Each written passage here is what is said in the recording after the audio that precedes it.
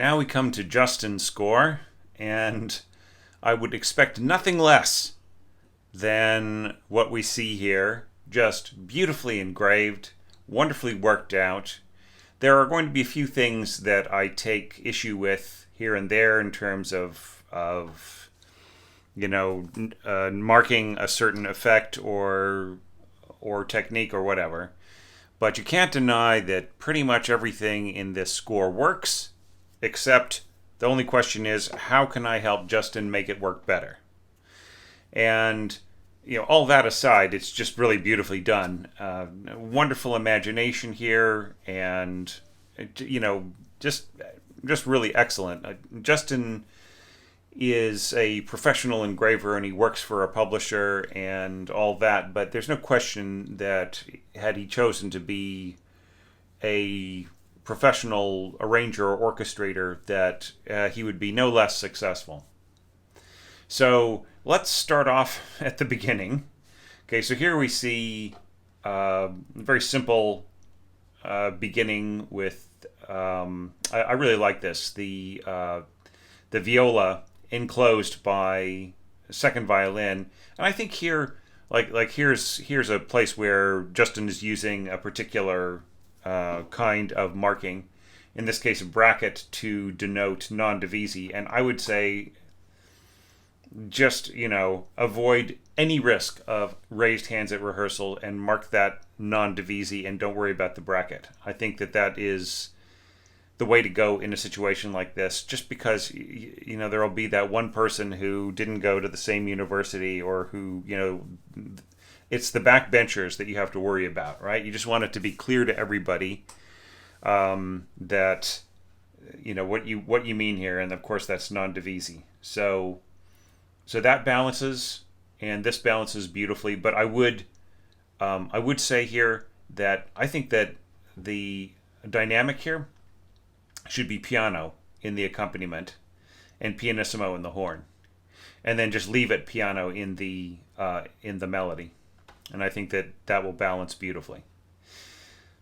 I think that it's I don't think that the accompaniment needs to be so soft, A, and B, I feel that the horn needs to be behind the bassoons rather than at the same written dynamic. All right.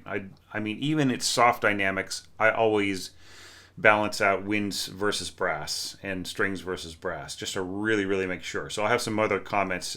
People are probably already looking ahead and saying, oh yeah, okay, so I know what he's going to say. Well, all right, well, let me get to it. Okay, so here we've got unison first flute and first oboe, which is great. Okay, that works fine. And then we have unison first flute and first clarinet. Now, just really, so long as you accept that both of these combinations are going to be heavy towards the reed instrument and light on the flute, and then you will. That is basically what you'll end up with there. Now, moving on, we've got flute plus oboe again, and then flute plus clarinet. So it's kind of going back and forth really between flute and clarinet. Oboe and clarinet in terms of the timbre, the general timbre. And it's not really until here that you will start to hear the flute start to dominate, right? And going on.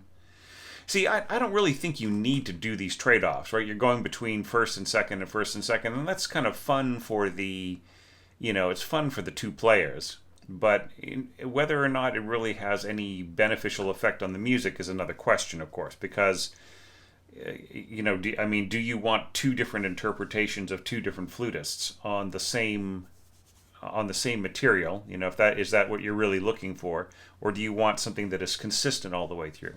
And also, do you want to risk that the second player may not be anywhere near as good as the first, or may not have actually done as much work as the first? Like if the second player kind of blows it in rehearsal or in concert, then it's no big crisis. But if the first blows it, then they are really risking something a lot more, generally speaking. Now that's the farther you go up the ladder, the less true that is. When you're working for scoring for, say, a real rock solid professional orchestra, everybody should be on the ball.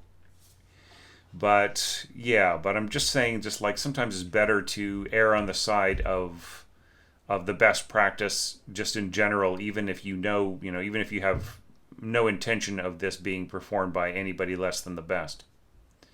All right, so here we get into first plus piccolo, and just to observe here, like the most perfect blend here is going to really be A2 on your first and second flute, as opposed to the piccolo, which will it's I mean, it's a different kind of sound combining piccolo plus flute. It's a less integrated, less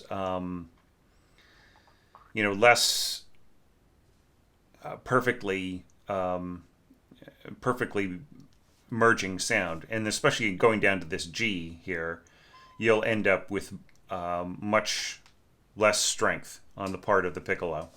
It might not even be worth bringing up, were it not for the fact that you also have oboe doubling on the same general arc there, which pretty much means that the effect here is going to be lost. I think if there were any kind of intimate, subtle effect of the piccolo and the flute playing in unison that you wanted to hear, the oboe is basically going to cancel it out. And then dipping down to the G, you lose the piccolo here. So it really doesn't come into its own until this ending, which is really lovely. And I see what you're trying to do here by having the piccolo, which is a much easier to control dynamic on that high G, along with the first flute. But I would say the same thing you can get a nice soft high G on two flutes, and really, just really get a fine piano or pianissimo. You don't have to bring in the piccolo in this way. So that would be the only thing where I'd say, well, maybe you really don't need to use piccolo there. But I mean, it is a neat, delicate effect, and it's a lovely way of not doing the normal, typical thing there. Okay, and this is all good. All the rest of the scoring, the strings and bassoon and horns going on. I would say still, just keep the horns under. There's no need to bring them up to piano here. Let them stay at pianissimo, crescendo to what? Right? I mean, is this mezzo piano, mezzo forte? What is it in here? I think it couldn't hurt to indicate what that is. And I really love the consolidation of the hairpins here, kind of taking away any doubt about what is really happening there. Okay, that's great too. But still, it really helps if there is a destination dynamic, so that everybody knows, just collectively what they are all headed for. So maybe mezzo forte in the winds, mezzo piano in the horn. All right, and then just a little ting of a glockenspiel there. So first part, great. Okay, now let's take a look at the development. Da, da, da, da, dum, bum, bum, bum, bum. Okay, so here we're kind of missing that ba-dum in the strings, right? So I feel that it couldn't have hurt to go divisi here and have the half the desks of the firsts play the actual melody there, right? So yeah, so this has come up a couple of times. A few people have said, "Oh, well, that high note is the melody, da da da dum," but that can't be so, because Lili is having melodies follow, like within development phrases like this. She's having the melody follow the next melody by a step, right? So da da da da dum, then one step up, A da da da da, D goes to C, bum bum bum. At least in this transposition, all right? So that was kind of the clue. Okay, and then here we have like 3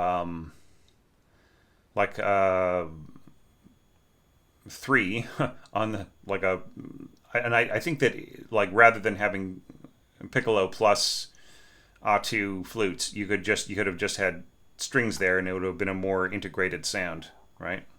Because I feel that the way that this is, even with it being all flutes, the problem here is that if the flutes make that work, right? They got a little accent on it and everything. Da da da da dum. It is a sudden imposition of a completely different color into the melodic arc. So that's the problem if you can hear them. But if you can't hear them with all this beautiful smooth string orchestration going on, then you lose the melody, right? So it's sort of a kind of a double-edged sword. It cuts either way. So the way to solve that, I feel, is to not worry about tripling up on your flute family members, but to double with strings there. Okay, and this is all fun. Timpani plus pizzicato bass. That's all good. And bum bum bum with clarinet and viola, you can't go wrong. Now bum bum bum bum. That's all nice. Oboes, bassoons, so you're getting all of your double reeds involved here, right? And yeah, so yeah, the resolving note. So I think that you are setting yourself a slight trap here in the resolving notes being things that are sort of kind of introduced at the last minute, right? So suddenly you have your little resolution here, you have your resolution there, you have your resolution there, which I'll have more to talk about in a minute. So, so I would say this isn't an argument against its own existence, but it's more of an argument against that being scored the way that it is. And everything else is fine, the staccato and also the viola doubling of the English horn. Okay, and then right here we've got the same basic effect done with clarinets, and I'm guessing that this is A2. All right, and I still feel this is incredibly weak. I would switch voices here. Have like the second clarinet play the have second clarinet play this, and have the first clarinet play the second clarinet line, and have the flute play the top line. I just feel that it just gets too weak down there to contribute for the flute. It just really is going down to the basement there, and I think that the clarinets will just absorb the sound of the low flutes here, and especially like the violas will just, the violas will make it didn't happen, right? And whereas you have a better chance of this blending functionally with the with violas merging with clarinet.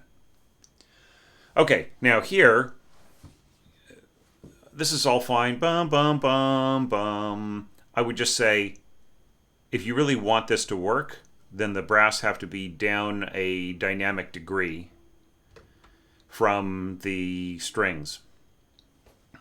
And especially because you're headed for a big cliff here dynamically, right? So bum bum, or more than dynamically, timbrally, right? So you have the full rich golden sound of the brass at the same dynamic as the strings. So it'll really be about the, even diminuendoing to piano with both instruments, you'll just really feel the absence when you go to here, even though the clarinets plus the bassoons have their own tone color to add, right? But it still doesn't trade off, right? So I think the solution here is to you want the brightness here. You don't want the brass to be quieter than mezzo forte. So I think the solution here is for the strings to be forte, going down to mezzo piano, right? Okay, now, and the harp is fine, but it needs to be marked up, right? So if everybody is piano or mezzo piano, the harp needs to be at least 1 or 2 degrees louder than that. So mezzo forte on your harp here. Okay. Da da da da ba da da da da da dum bum bum bum, and so on. All right. So yeah. So this harp is going to have to be forte here. Okay. Everything else works fine. I like the English horn mixed with the cello there. Nice, sort of warning note.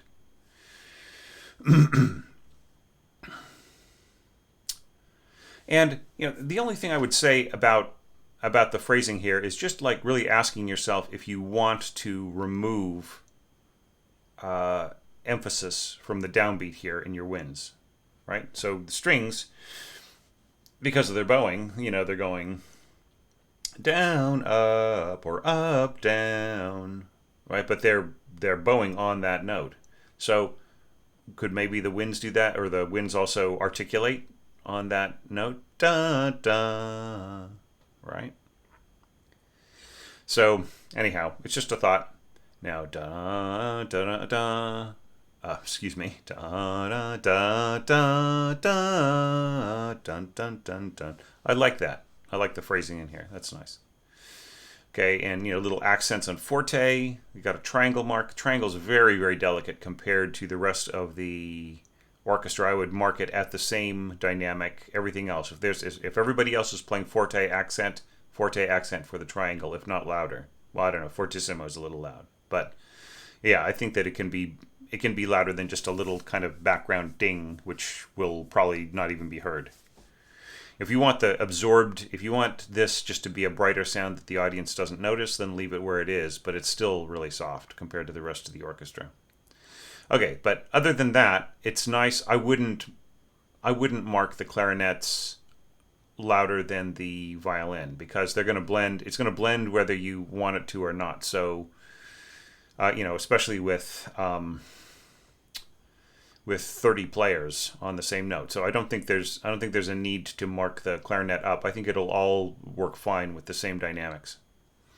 Okay, but yeah, everything else is scored fine. It's scored great, just absolutely no problems. And then we've got this bum, bum, bum, bum. I don't think that the clarinets and bass clarinet can compete with horns. I think that they have to be a smidgen louder, right? So I would say in this case, mark the horns down to mezzo piano, right? So, and then this will blend, especially think of what you're asking functionally here. You're asking the flutes, A2 or not, to play in their lowest octave and be heard against first horn, right? So the first horn is just going to smear, they're going to completely wallow all over the flute sound here. So you might as well just leave the flutes out if you really insist on a mezzo forte horn sound there. But I know what you want here. You want that kind of cool texture, right? With flute and clarinet mixed together. But the only way to really make this work and justify the flute there, mark the flute forte, leave this mezzo forte, and have the horns play mezzo piano or piano, right? And that will balance out. Okay.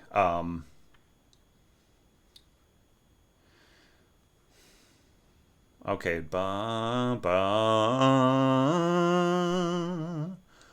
Yeah, and once again here I have to ask, do you really want the winds to withhold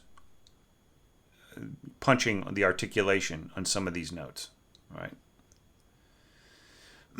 Other than that, the scoring's great, right? And I like the way that you balance things here, starting piano with the horns. I would say don't take them up louder than mezzo forte and don't have them end with an accent. I would say just have them end with a half note or a dotted quarter note with a severe diminuendo down to pianissimo, right? Because I think the punch is drawing attention. It's sort of like, I know what you want here. You want the push of the brass, and then you want the brass to drop out. But I think that it's calling too much attention to itself as an effect, rather than just being a structural part of the fabric, if you know what I mean. So I think that the way to do it is to come in. It's going to be bright enough with this texture at mezzo forte. Dotted quarter note, diminuendo to pianissimo quickly, right? And then that just leaves the rest of that bright color hanging by its own, and the dropout is not so obvious. And then you've got this beautiful little resolution in here. This works great. So, before I turn the page, I would just say, just really watch out for scoring low flute in bigger textures, even sort of bigger chamber-like textures that just really there just creates so many balance problems. But I mean, other than that, just what a great score so far. So now let's turn the page, see what's on the next screen. Okay, so now we have the restatement. So yeah, so do you really want long bows like that? Down, up, down, up, down, up, down, up, or however. Um,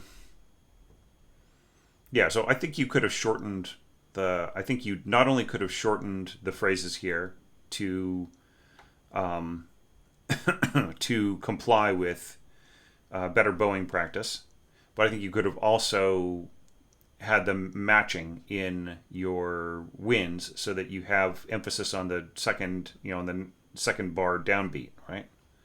And there's no need for us to comply with Lili's original pianistic slurring, even just like smaller groups, right?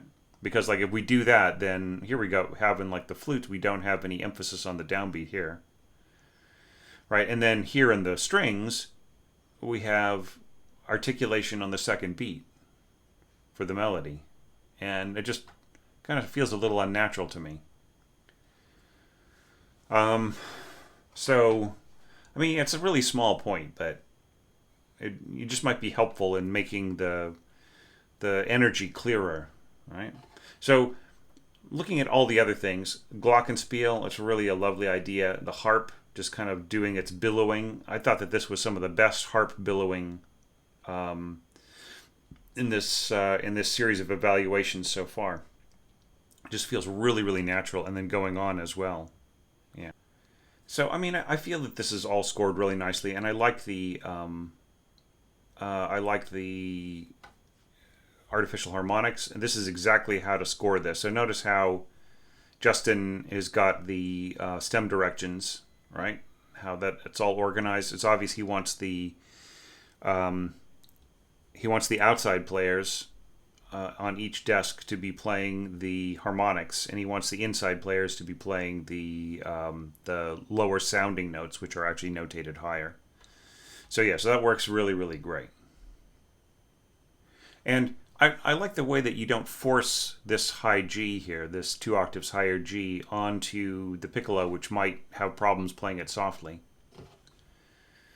So yeah, just really no problems in there. I felt that this was really, just beautifully orchestrated.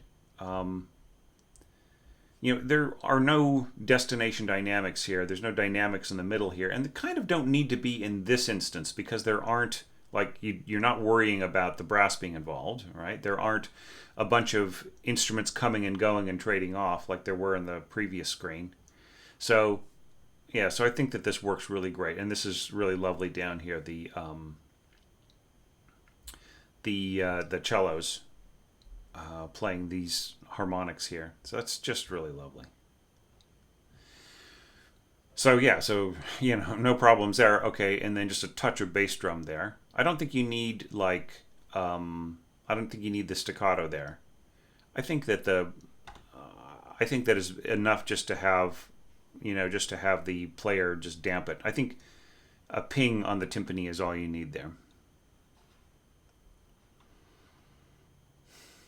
Yeah, and then bum plug plug plug plug plug plug plug horns, you know, 4 horn unison plus, and then on that pitch you've got violas and seconds, and then an octave higher the first violins. So that works really, really nicely. Yeah, the overtones are going to fill in the body of tone are going to fill in the sound of the first violins at an octave higher. So this is a nice, really nice way of scoring this, as opposed to the horns in octaves themselves, right? This is like it's kind of a way of faking an octave. So that's great scoring, Justin. So notice how, like in some of a couple of recent evaluations, the orchestrator elected to have the accompaniment sort of die off after 2 bars. Right now, here, Justin is continuing the sustain on these long chords, right, and also on the melody note. The only issue that I have here is I feel that everybody could have gone to a diminuendo here. And then that would kind of get out of the way of the player, and it would be more natural in terms of simulating what happens in the piano. Now, this is really lovely. So people have probably gotten a chuckle out of my the way that I sort of verbalize the sound of a tenuto staccato as unga, right? So like tenuto staccato is just a staccato note over a tenuto mark, has this kind of bouncy kind of unga unga unga sort of sound to it. Now, what's cool here is that Justin is getting a really similar sound here, except that he's adding flutter tongue here. And I think that FLZ period or FLZ period would have been perfectly fine rather than writing out the word flutter. I think that would have just been a good shorthand there.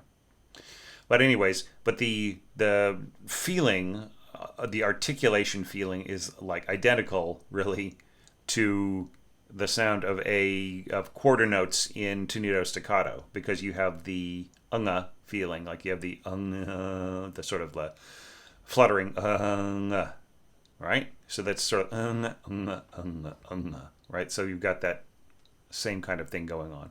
And this works really, really great. The harp, the cascading celesta, the flutter tongue flute family, that all works great. And here it doesn't matter that things are getting really low,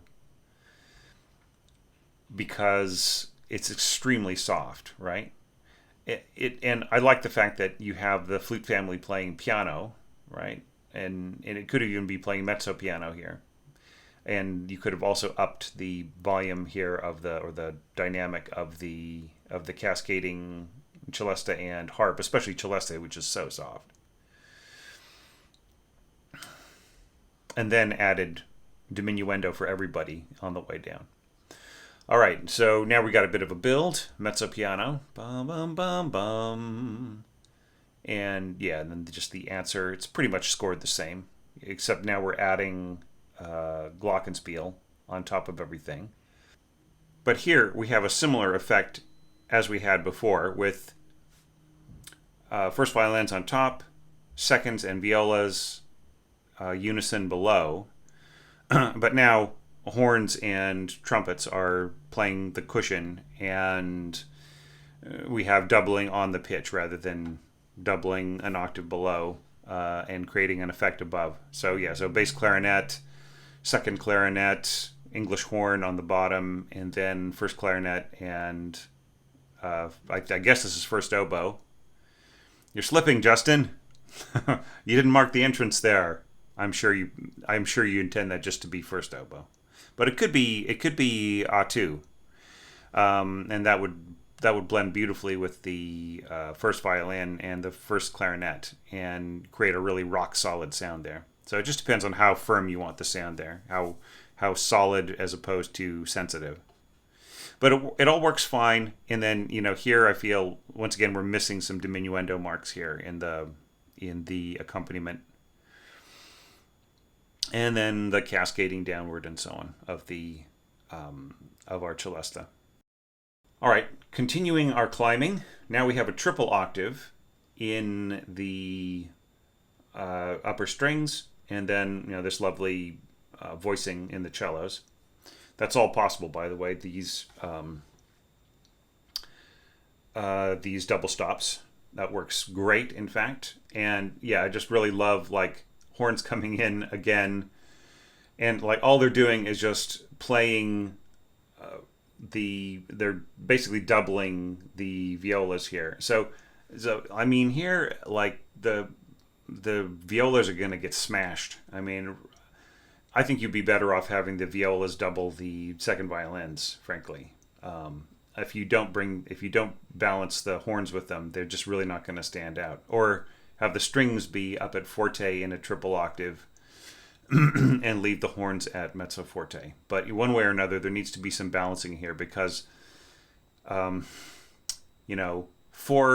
like a 4-part unison on horns, or a 4-voice unison going all the way up to F natural is gonna, F. So this is F accent, right? That is going to basically just slay anything that is playing along at the same pitch with it. So yeah, you need to mark up the strings, or you need to jump the violas up an octave, or do something. But yeah, the balance is off there. Everything else is fine though. I don't know. I mean, like forte piano, and then you have this sort of pop out of. I mean, I think I see what you want to do here. You just want this really bright golden sound to sort of emerge, and then diminuendo under the sound of the strings. But just for that first bar, you're really not going to hear any viola at all, and hardly any second violin. You'll hear second violin in the context that it's playing octaves with the first, but not in the context that it's playing an octave over the horns. Do you see what I mean? So anyway, but everything else I think is cool. I think there needs to be destination dynamic right here after these. If you're going back to mezzo forte, or are you going to go to mezzo piano to be kind of closer to the dynamic of the winds? I would want that clear if I were conducting this. Okay, and this is kind of the same strategy as before: Glock plus harp plus celesta plus flute family. All right, and then continuing on with our triple octave here of upper strings with a single trumpet. So that's really lovely. So here I'm not so fussed about what's going on because, viola and trumpet are not like the greatest things to merge with each other in terms of sound, but I just feel it, a single trumpet can outplay everybody in the orchestra, but I think that the mass of tone sitting on that one note is not going to wash out the color. See, it's not just about dynamics and whether you can hear the strings and everything like that in a functional way. It's also like the color of the surrounding texture, right? But as far as that goes, I think this will actually work better than the than A4 horns. Okay, and then the same basic downward strategy. Now we're adding oboes and clarinets, and I think that's wise. Bassoon, not bass clarinet. Okay, the only problem I've got right here is stating the dominant in the timpani. I think it's just like bum bum. I've tried to sing a little too low. Bum bum. Right, so it's just like kind of tells us where to go. It doesn't just land on the tonic. So I think you should just take away these, all of these, anything that states the tonic on the bottom, or the dominant on the bottom. Okay, and then this beautiful unfolding right here. That's really lovely. Then bum bum bum bum. It's nice. It's so you've got this just big, just all the upper strings. You've got you've got your harmonics here, and this actually makes a lot of sense. It's yeah.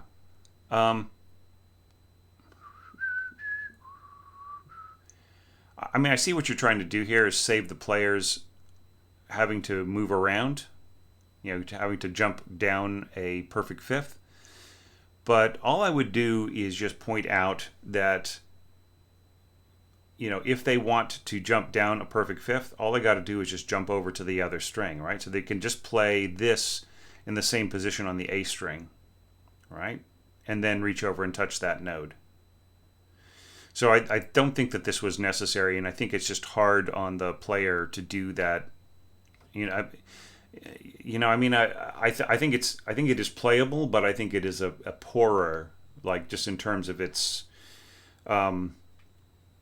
intonation, of its color, of the ability of the player to do it. Frankly, I think that it's just a much poorer note than just jumping down. Don't worry about jumping down a fifth. That's just that is leaving the finger in on the same exact position, but just moving one string to the left as you were looking at the fingerboard. Okay. Now, the only other thing that I had here is that I feel that in this case, your mock-up is telling you exactly what things are going to sound like. And did you notice the kind of strain in the just playing that high on the horn was causing? So I think that is a true thing. I think that in this, the softness and the cushioning of this texture here, that it will be hard for for the horn player to get this to really nail this and to be absolutely just have the finest sound there. However, I think you've orchestrated yourself into a corner there, and there's nobody else that, with the approach that you got, there's no other instrument that could do that, right? So you're just going to have to live with that danger that that a player will might crack that note, just trying to get it to play soft and high like that. Now you might think, well, E is not all that high. Well, I mean, it is and it isn't, right? So it just depends on what player you get. I would say, like, I would want everything to be down at least like a couple of steps in this sort of situation where everything is just so... look, it's beautiful, it's gorgeous, it's absolutely relaxed, it's tranquil, and people are on the edges of their seats as they're playing it for you. They are just, they're just sweating buckets to make this work in the end. It reminds me of this one piece I had, Uriel's Flame, for Wagner tuba quartet plus bass tuba, and at the end, I have the first player go all the way up to high B, and there's just everybody in the rest of the group is just playing this kind of slowly rotating group of figures, and people. I mean, they were the people in that ensemble were so. They weren't tense. They were relaxed. They were like some of the best horn players in the world. They're the San Francisco Symphony horn section. But I could just tell that was like the moment of utter terror.